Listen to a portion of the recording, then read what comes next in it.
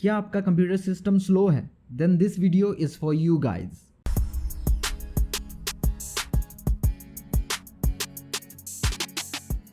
Hello audience, welcome back again in my video. I hope you all doing well. It's Virendra here and my today's topic is about SSD. एक computer को speed up करने के लिए हम लोग क्या क्या कर सकते हैं? अगर ट्रेडिशनल वे की बात करें, सॉफ्टवेयर को रीइंस्टॉल कर सकते हैं, रैम अपग्रेड कर सकते हैं, हार्ड ड्राइव को अपग्रेड कर सकते हैं, प्रोसेसर को अपग्रेड कर सकते हैं। बट इन दीज डेज एक नया कंपोनेंट चल रहा है जो कि SSD कहा जा रहा है। SSD stands for solid state drive और इसका और 2-3 ठो नाम है। एक है semiconductor storage device, solid state disk, solid state device. SSD introduce हुआ था 1991 को और जब ये इंट्रोड्यूस हुआ था उस टाइम उसका कैपेसिटी था, जो इंट्रोड्यूस कैपेसिटी था वो था 20 MB और इसको इंट्रोड्यूस करने वाले कंपनी का नाम था SanDisk, जो कि हम लोग इस कंपनी के बारे में जानते हैं card reader, pen drive, memory card, digital audio system manufacturer company के नाम से। वैसे मैं और एक चीज़ इस कंपनी के बारे में आपको बताना चाहूँगा। SanDisk जो है वो है WD का child company. WD means western digital, जो कि हार्ड ड्राइव बनाता है, SSD बनाता है, बहुत सारे कंप्यूटर कंपोनेंट बनाता है। मैं उसी WD के बारे में बात कर रहा हूँ जो कि कंप्यूटर कंपोनेंट बनाता है। अगर मैं SSD की टाइप्स की बात करूँ तो ये SSD 2 टाइप की होते हैं। एक है SATA SSD, सेकंड है आपका NVMe। SATA SSD मीन्स जैसे कि आपका लैपटॉप का हार्ड ड्राइव के जैसा। वैसे मेरे पास SATA SSD अवेलेबल है, मैं आपको दिखा भी देता हूँ।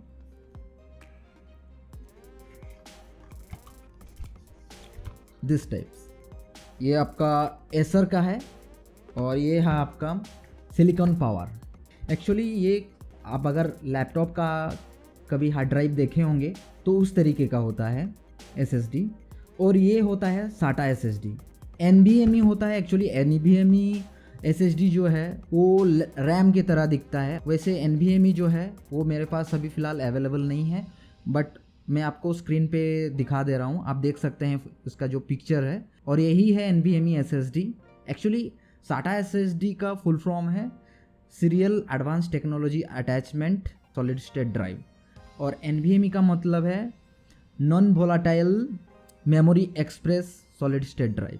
ये दोनों फिजिकली भी अलग दिखते हैं और ये स्पेसिफिकेशन के हिसाब से लगते हैं। जैसे कि ये दोनों SSD जो है ये बहुत सारे वॉल्यूम में मार्केट में अवेलेबल हैं, जैसे कि 240 GB, 256 GB। जैसे कि ये सिलिकॉन पावर का है मेरे पास, ये है 256 GB का SSD है जो कि SATA 3 का है, और एक है एसर का, ये भी है SATA 3 SSD। आप देख सकते हैं ये 240 GB का है।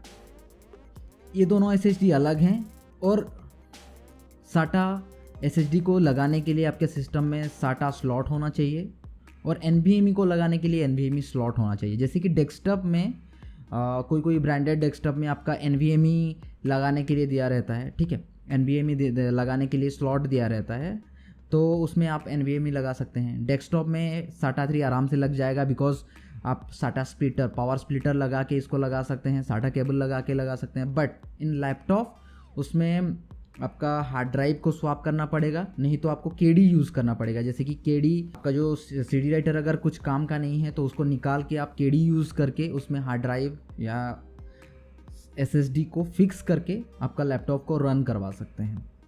SSD साइलेंटली रन होता है बिकॉज इसमें कोई मैकेनिकल स्पेयर नहीं है। SSD का IOPS भी हार्ड ड्राइव से ज़्यादा है, इनपुट आउटपुट ऑपरेशन पर सेकेंड।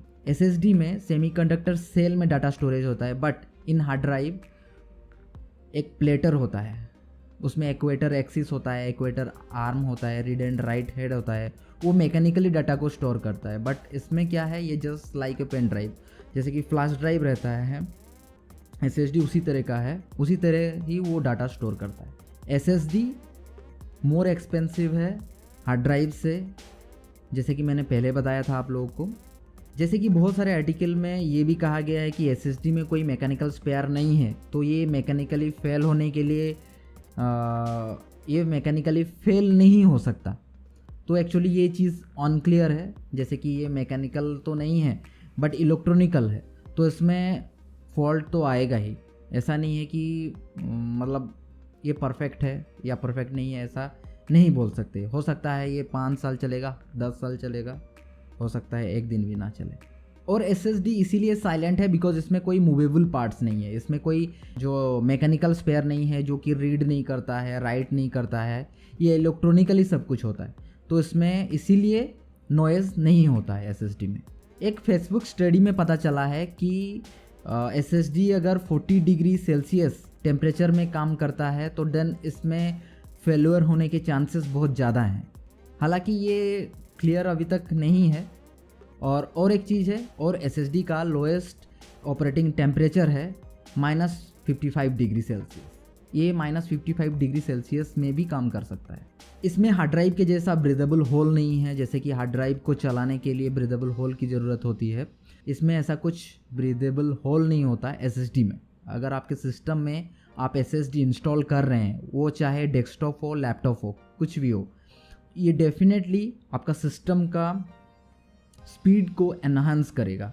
इसका बूटिंग टाइम हो गया, इसका प्रोसेसिंग हो गया, एप्लीकेशन ओपनिंग टाइम हो गया, ये डेफिनेटली डिफ़र करेगा हार्ड ड्राइव से। बट एक चीज़ ध्यान में रखिएगा, अगर आप SSD अपग्रेड कर रहे हैं आपका लैपटॉप या डेस्कटॉप में, तो डेफिनेटली आपका जो सिस्टम का मेमोरी है मिनिमम 8 GB होना चाहिए, मिनिमम। बिकॉज क्या है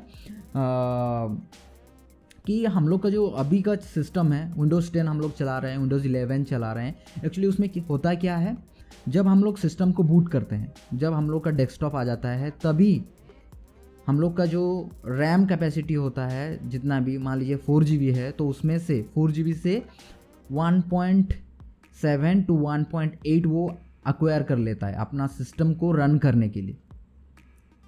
सो क्या होता है, उसके बाद अगर हम लोग कोई भी एप्लीकेशन खोलते हैं या कोई भी एक चीज़, जैसे कि मान लीजिए गूगल क्रोम आप खोल रहे हैं इंटरनेट सर्फिंग के लिए, और एक टैब ज़्यादा खोल लिए, तो डेफिनेटली ये इंक्रीज़ हो जाएगा, और देखते ही देखते आप 2-3 टैब खोल लिए और माइक्रोसॉफ्ट ऑफिस हो गया, आप उसको खोल लिए एक ही साथ, तो डेफिनेटली ये 3.2 को टच कर जाएगा। तो अगर आपके पास 4 GB का रैम है और ये 3.2 से 3.56 तक चला गया, तो देन आपका सिस्टम लैग करने लगेगा एट एनी कॉस्ट। आपके पास अगर SSD होगा तब भी ये लैग करेगा, बिकॉज इसका जो प्रोसेसिंग है, इसका जो पहला प्रोसेसिंग होता है वो रैम में होता है। अगर रैम आपका खाली नहीं रहेगा, डेफिनेटली वो लैग करेगा ही करेगा। सो इसीलिए मैं रिकमेंड करता हूँ 8 GB कर लेने से क्या है कि आपका सिस्टम को जगह मिलेगा, आपका जो सिस्टम में जो ऑपरेटिंग सिस्टम है उसको प्रोसेस करने के लिए जगह मिलेगा, उसको थोड़ा सा स्पेस मिलेगा। अगर आप कोई भी एप्लीकेशन खोल रहे हैं तो 4 GB के ऊपर अगर चला गया तो कोई दिक्कत नहीं होगा। वैसे 4 GB में आपका चल सकता है, मैं ये नहीं कह रहा हूँ कि आपका 4 GB में नहीं चलेगा, सिस्टम चलेगा, बट वो 100%। अगर 3.6 से ज़्यादा हो गया तो डेफिनेटली सिस्टम हैंग हो जाएगा 100%। अगर सिस्टम का रैम में कोई स्पेस बचेगा ही नहीं तो वो रन करेगा कैसे। और अगर आप 8 GB नहीं करते हैं मिनिमम, तो डेफिनेटली आपको जो SSD से परफॉर्मेंस मिलना चाहिए, आपको उतना परफॉर्मेंस नहीं मिलेगा। So for this reason I am saying to upgrade your RAM cause you are going for the SSD।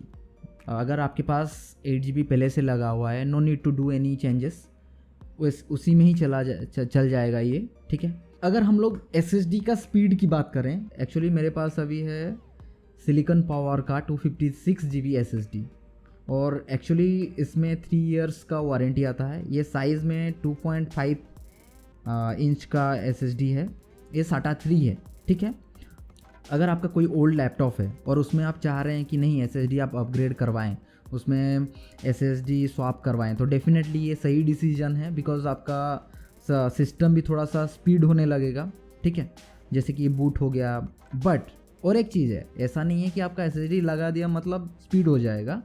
Main चीज़ है कि इसका प्रोसेसर क्या है, रैम क्या है, वो भी डिपेंड करता है सिस्टम के स्पीड के ऊपर। ऐसा नहीं है कि आप SSD लगा दिए और ये आपका सिस्टम स्पीड हो जाएगा, वैसा नहीं।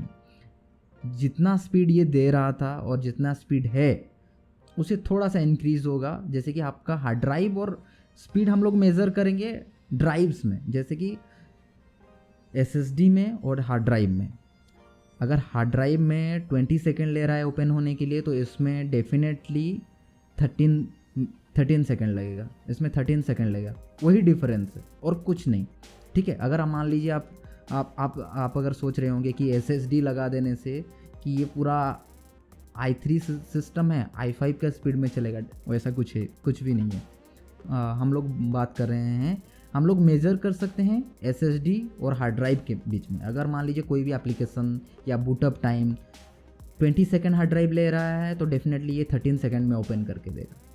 उस तरह से हम लोग मेजर कर सकते हैं SSD और हार्ड ड्राइव का जो परफॉर्मेंस है, क्वालिटी है, उसी में से मेजर कर सकते हैं। और सिस्टम का स्पीड डेफिनेटली एनहांस होगा, उसमें कोई शक नहीं है। लेकिन अगर आप सोच रहे हैं कि नहीं i3 i5 बन जाएगा, तो डेफिनेटली ये कभी नहीं होगा। सो आज के वीडियो में इतना ही।